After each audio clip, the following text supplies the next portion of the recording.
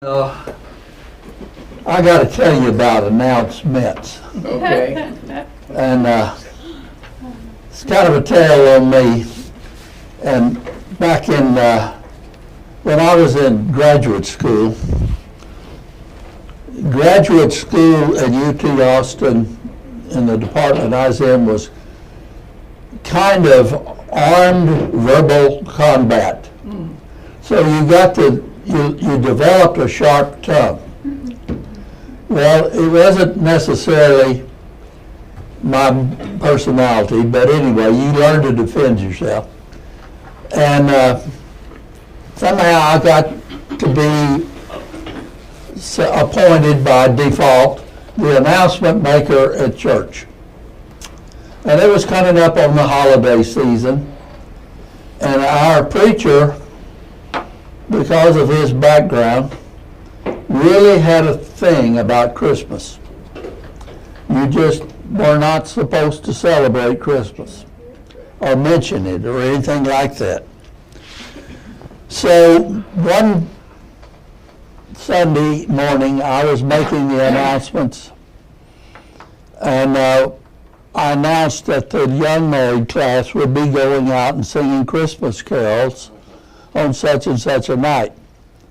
And we'd had a Christmas party or a holiday party the night before at the preacher's house. So anyway, I made that announcement, then almost got an entire sermon preached to me on not talking about Christmas.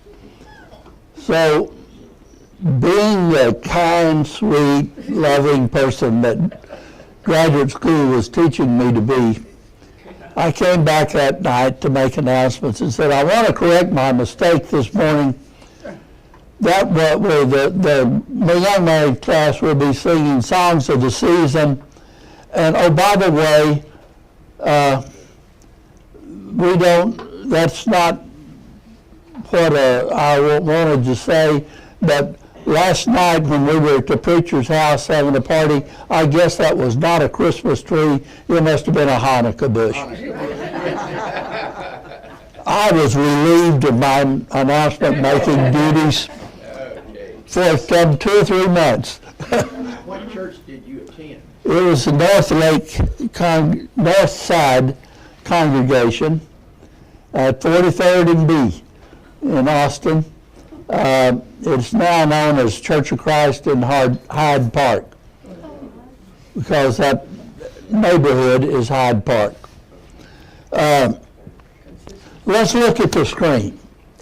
Little quiz to get us started this morning. You don't have to write the answers down, but you got to sing the answer out where I can hear it.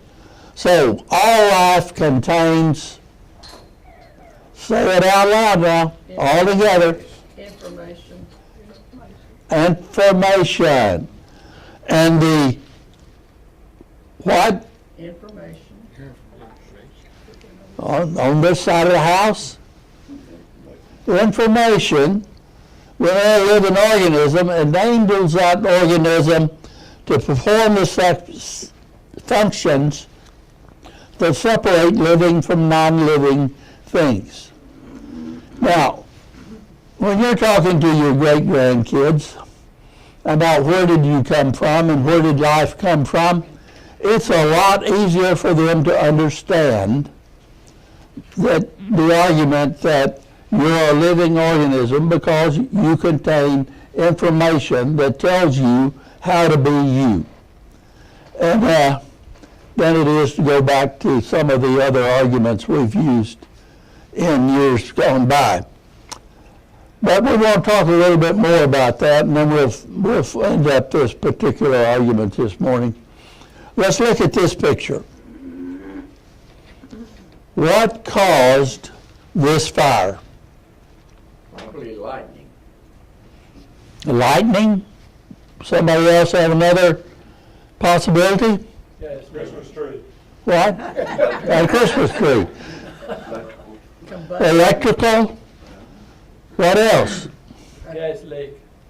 Gas leak. Now, it's still standing, so it wasn't a very big one. Combustion. combustion, how would you go about finding out? You see, it's either this fire was either accidental or it was caused. Now, how would you go about determining We don't have Joe, if it was caused or if it was accidental? Look for the we don't have Joseph here. No, we don't have Joseph here, but how would you go about? Make sure that there's no flammable liquids, the residue of flammable liquids. What would people look at? origin of the fire. Yeah, the origin. They look at the clues, the information that's there. And if you found accelerants like flammable liquids or even the paraffin or ground up rubber tires, things like that are also used as accelerants. Or if it didn't have any, or if it was all from one spot and then everything went out, you'd be able to come up with a cause. And most large fire departments have a whole department, or within the department, that just investigates fires, not only to try to find those that were intentionally caused, but to find out how to do a better job of fighting the ones that were accidentally caused. Now I want you to look at this picture. And I apologize for the darkness. It's frustrating to try to do something that you used to do all the time routinely because you had the equipment to do it. And now you no longer have that equipment and you no longer have the software you used to use, and the new stuff has done away with everything you used. But which one of those pictures is random and which is caused? Random's on the right. And I can't see Caused it. is on the left. Random's on the right and caused is on the left. What tells you that? Because it's order. Or order? What else? It says something. It says something. Fits together. It's together.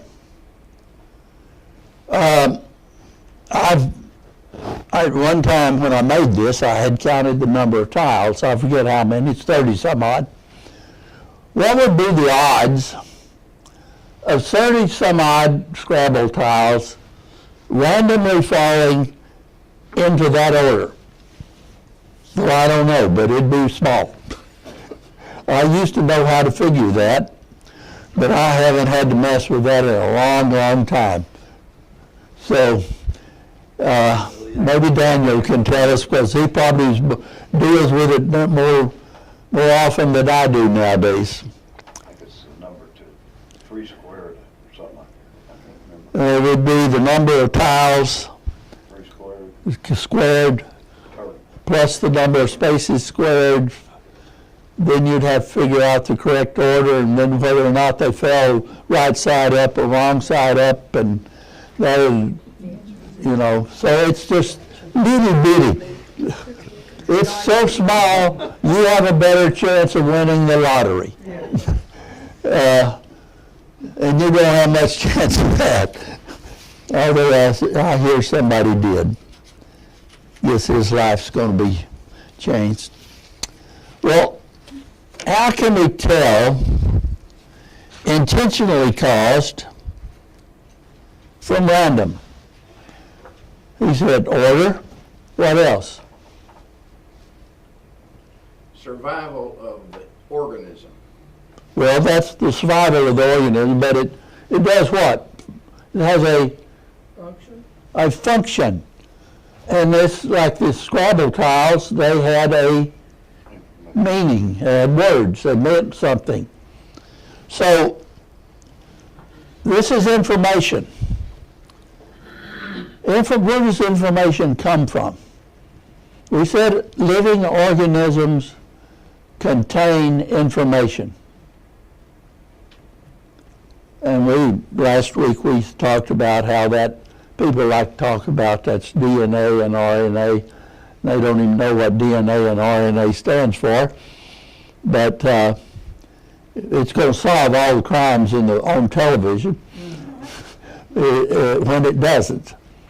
But how do we tell whether something is on purpose or not?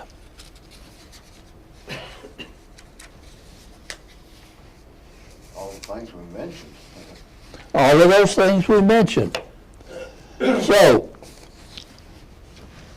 the universal constant against all living organisms is what? Orderly fashion and information.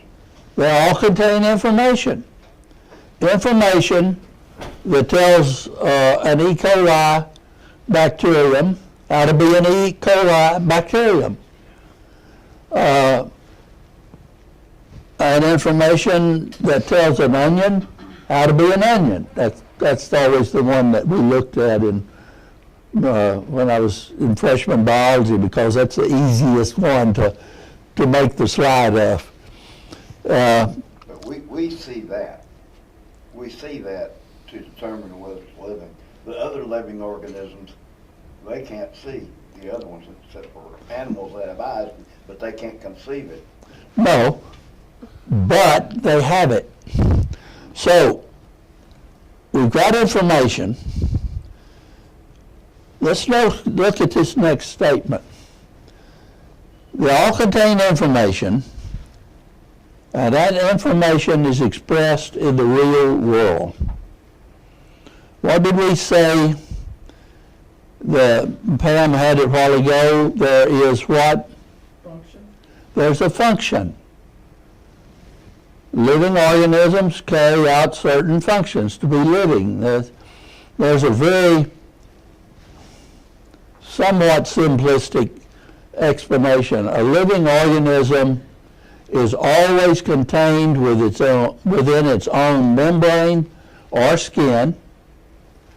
A living organism is able to carry out the functions of life, and all living organisms contain information that allows them to chemically reproduce themselves on a cellular basis.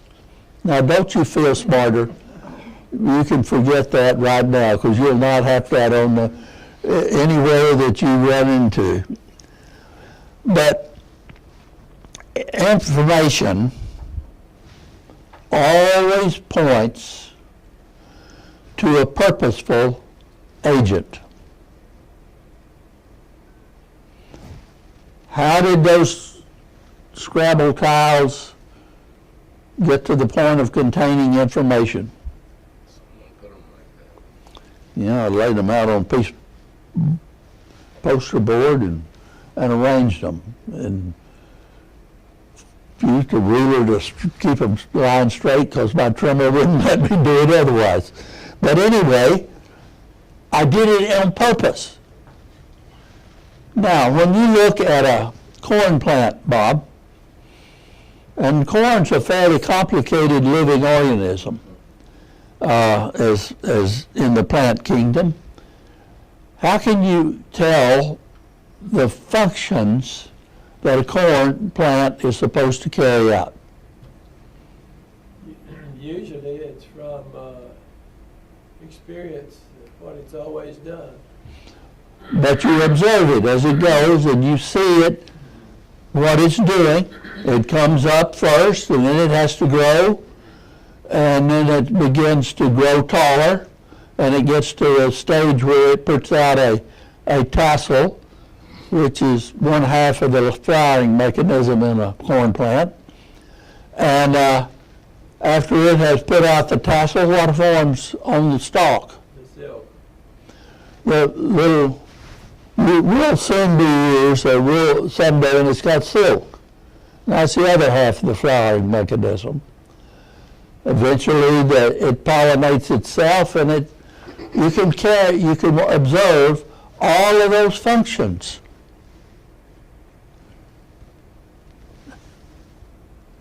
Well, you could say it does that because God made it do that. But if you do that, you need to be able to back it up with what God did. You know, it's one thing to say God spoke something into being.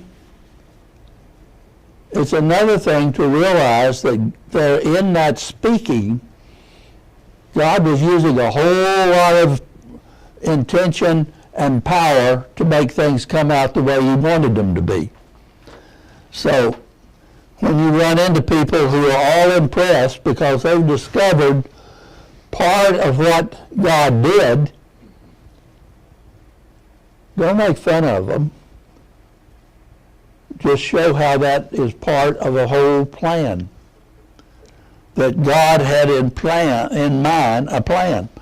Because information always comes from an intelligent source. And now I've lost my place. Now, what difference does that make? Makes a big difference because it would either exist or not. Okay? But intellectually, what difference does it make intellectually and philosophically?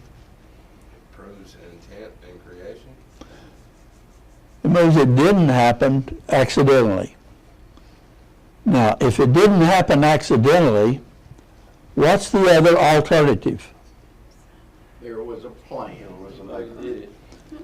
It happened intentionally. If it happened intentionally, there was a purpose for it happening. And then you can go back and you can start explaining the whole thing. Well, that fact or that truth made a whole lot of difference to this guy.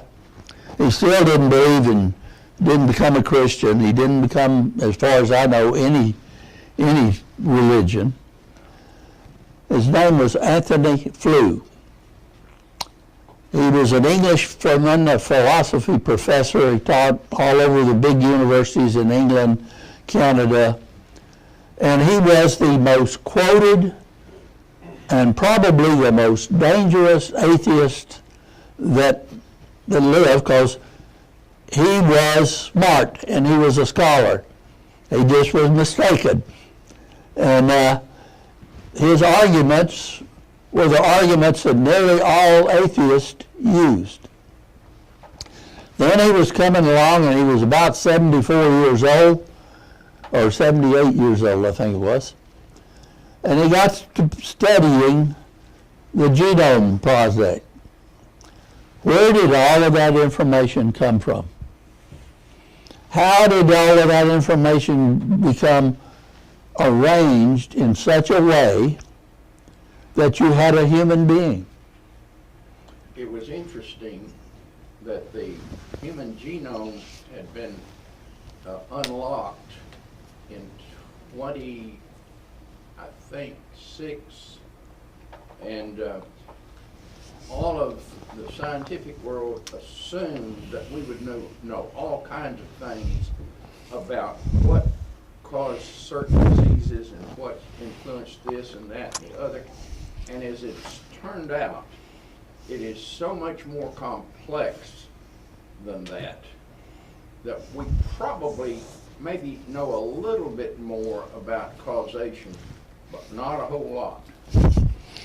Yes, but one thing it did, it convinced Dr. Flew that there had to be a God.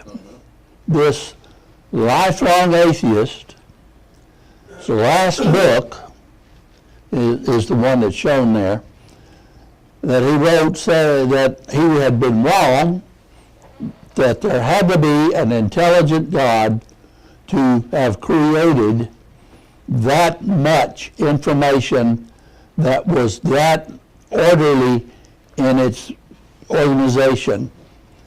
And so all the atheists went scrambling, and found a way to say, oh, he's just old and demented. He's lost his marbles here in his old age. But, that's what they wanted to say, except that he was still able to out-argue them.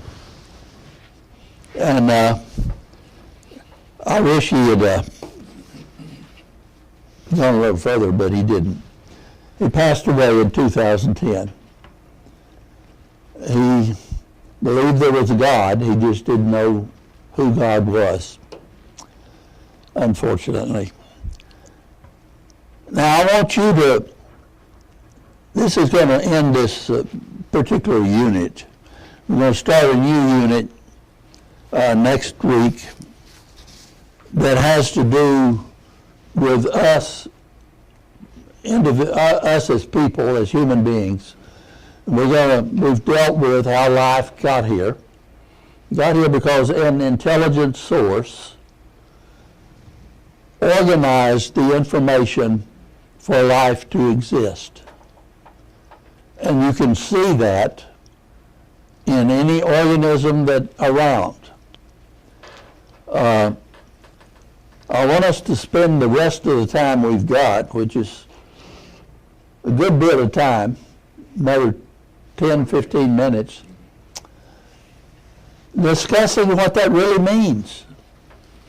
What does that tell you about the God you serve? What does that tell you about how you go about explaining, answering the questions of why you believe there is a God? God is a God of order and reason. And just because someone investigates and understands certain things about nature doesn't mean that that person has any more understanding of the nature of God. Can you learn everything you need to know about God from nature? No, but there is, in Romans, the first couple of chapters, it talks about nature showing the signs of God, and that those people before Christ had some indication of God, and they were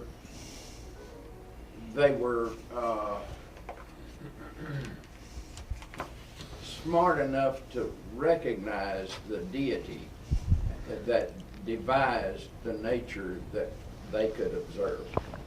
All right, open your Bibles up to Romans chapter 1.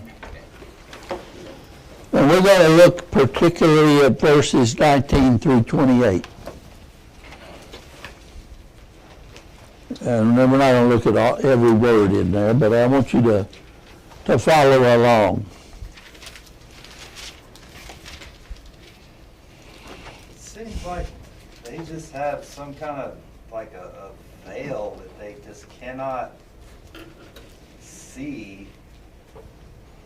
And we're going to talk about what that veil is here, if you'll give us a chance, because what happens, what does Paul say? I think it's 19 and 20, verses 19 and 20. What is it about nature? Nature tells us what? Maybe I've got the verses mixed up. God's what? Invisible attributes are clearly seen. Invisible attributes. What are his invisible attributes? What we observe as life When you look at the world, in the world and the universe. when you look at the world, what do you see? See reality. You see reality, and what about that reality? It exists. It exists, and it what? It's extremely well organized, it's intelligent, you can my son and I were talking about all the computing power in this, and yet when Neil Armstrong went to the moon, they were using pencil and paper. Yeah. But they could still figure that at a certain point, the Earth that was moving, and the sun that was moving, and the rocket that was moving, could all be counted on to be at a specific place, at a specific time, so all of this would work.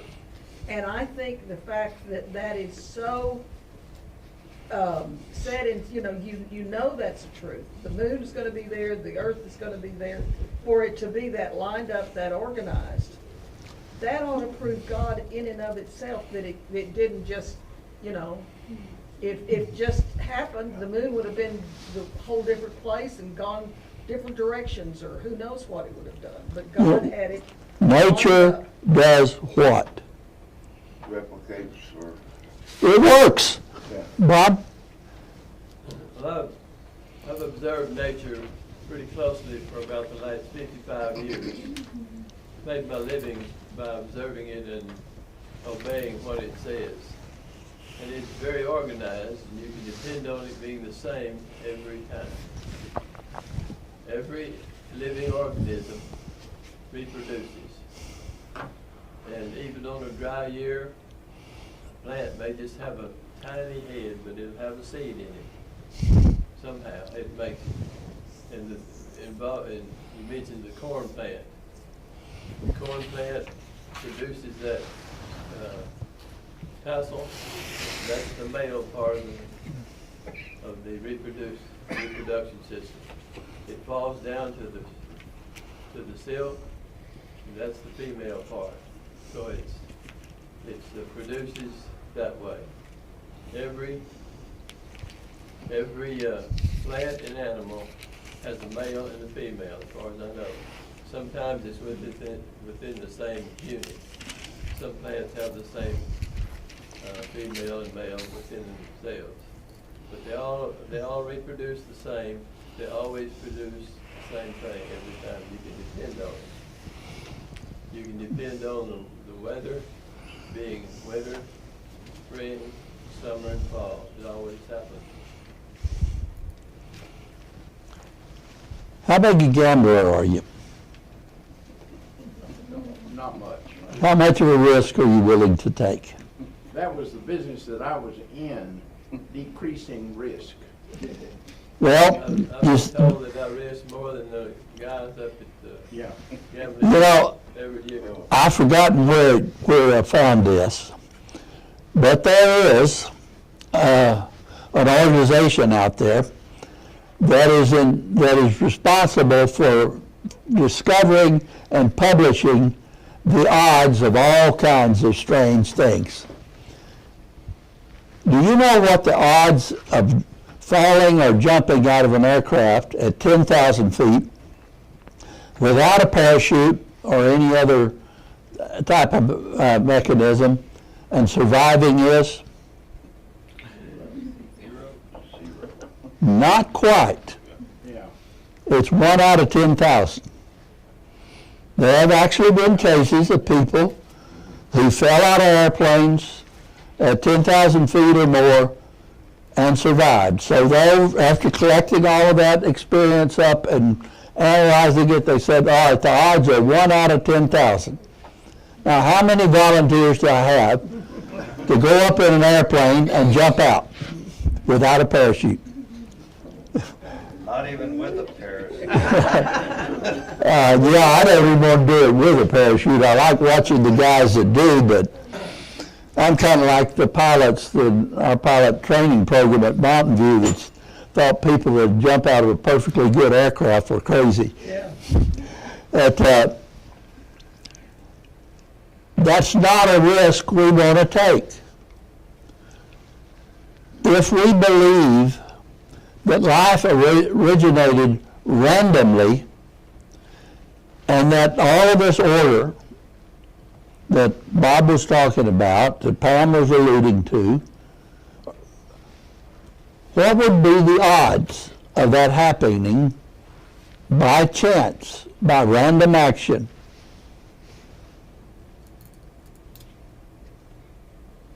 It's so small, you don't want to even think about it. We talked last week about some of it, like 1 to 10th and 1 to 10 and the 270th power. That's how long it'd take to make one protein. Somebody, has, I've seen, like it's 1 trillion times 10 power, blah, blah, or whatever. But then you've got the same people that will see that and see the astronomical number, and then they'll just say, oh, well, you're saying there's a chance.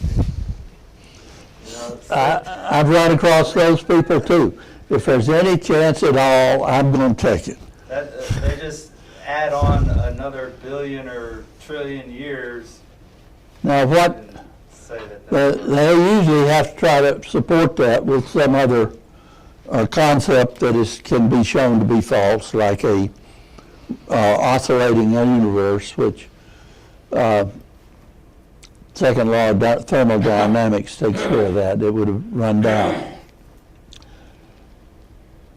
But I think it's important to us to analyze why some people will have that veil, that they will work so hard to keep that veil in front of their faces that no matter how intelligent they are, they refuse to see the order that God has put in the universe and realize there is a God and I need to learn more about Him. What attitudes cause that to happen? They don't want to believe it. They don't want to believe. That's one of them. It requires something of them if they believe it. The Their stubborn attitudes, what they have, and that's hard to change. stubborn attitude, all right. But what else? Those folks we're not going to reach. They're out of control. Somebody else is in control. Somebody else is in control of their thinking.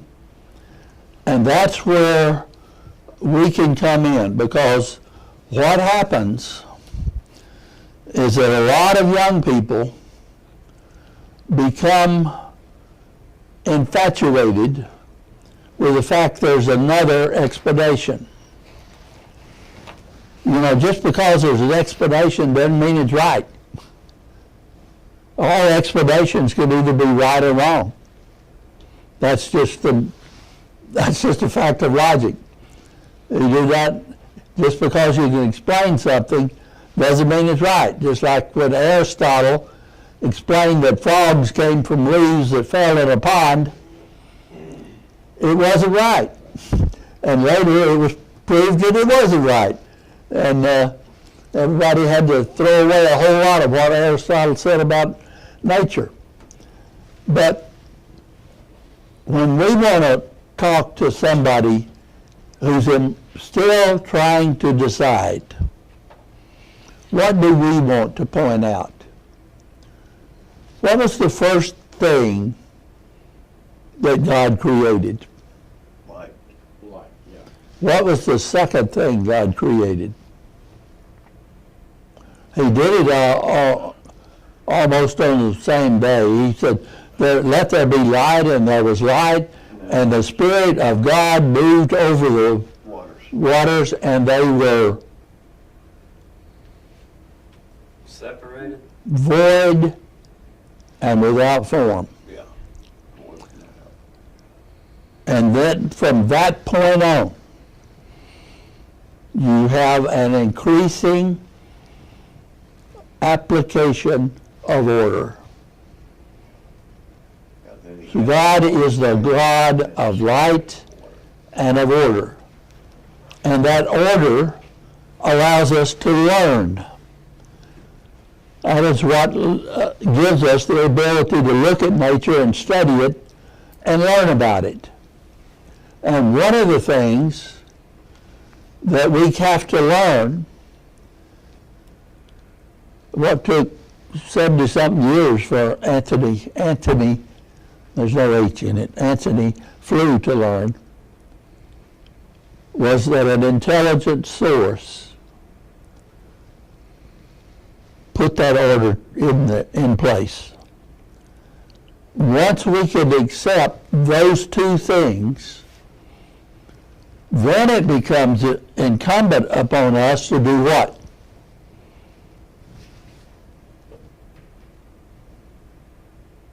Well, you can describe it, or you can believe in it, you know? Well, Just investigate it. Yeah. investigate it to learn more. You know, some people argue for what I call blind faith. God's not impressed with blind faith. That's not faith. What does Hebrews 11:1 say about faith? It's the substance of things that are seen and that of things that are not unseen. Well, there's substance and evidence. Yeah. It's evidence. That means it's something that's been examined and reached because you decide to believe. If you just grow up never questioning what mom and dad told you, you're just as blind and just as prejudiced as that atheist that believes what his mom and dad told him. You need to read the first chapter of John Clayton's book, because you see, John Clayton grew up in the home of the head of the philosophy department at Indiana University. His mother was the head of the English department. They were both lifelong atheists. John was raised to be an atheist until he was 18 years old. And then he decided he was going to prove atheism was right.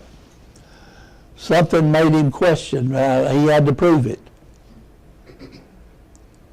Then began a lifelong effort of study.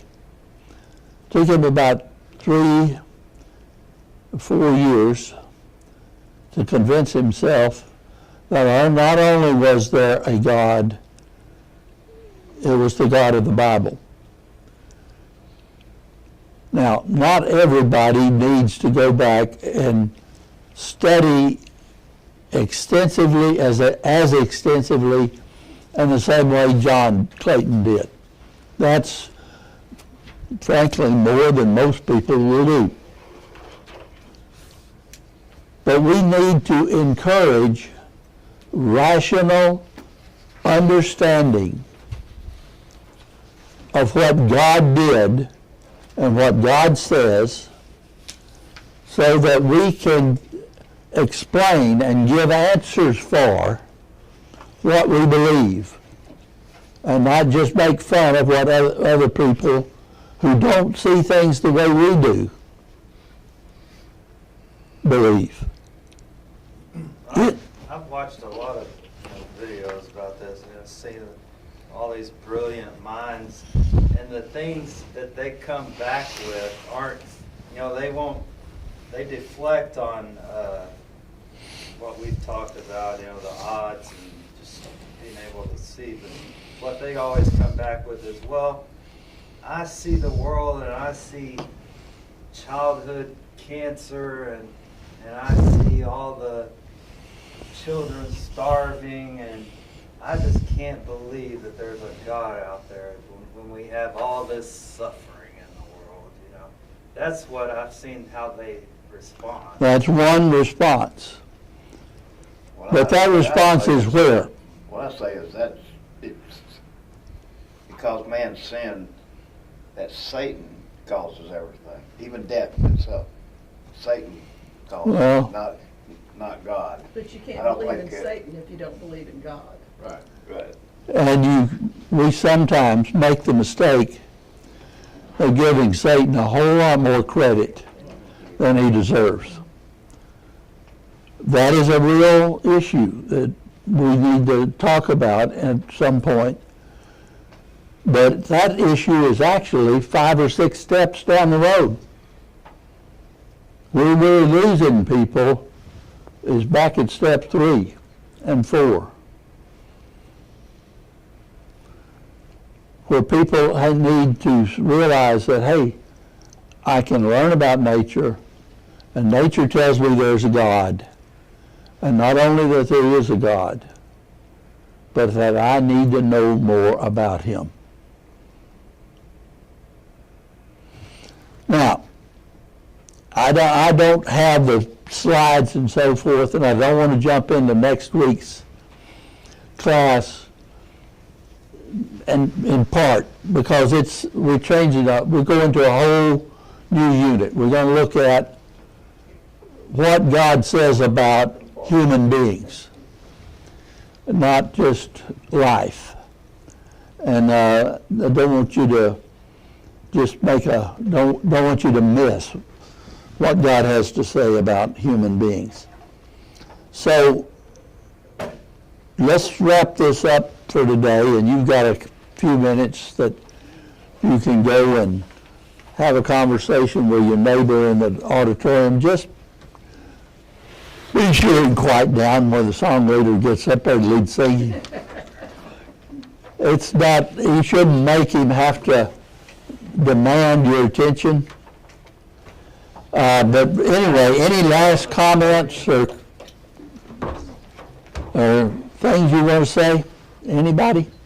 Hugh Ross, as a young man, was curious about the origin of the earth and about religions and different philosophies on how it happened.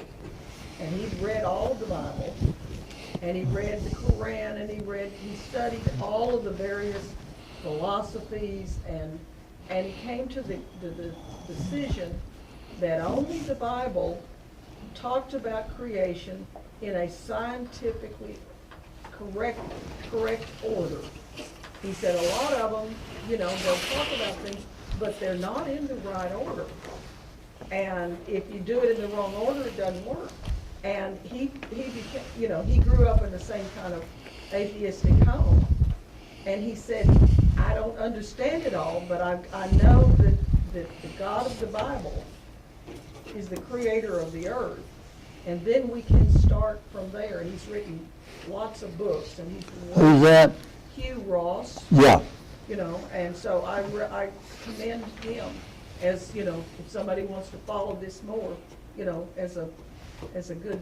That is a good source. Videos on YouTube, which is, about as far as I get, so.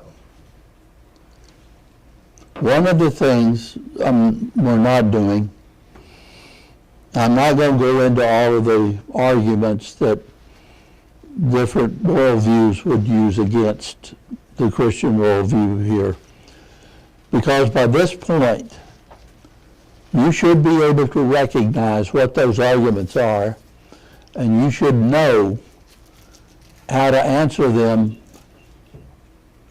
respectfully, compassionately, and intelligently, so that the person that's listening to you will be drawn to the truth instead of being repelled from it. So we'll see you next week.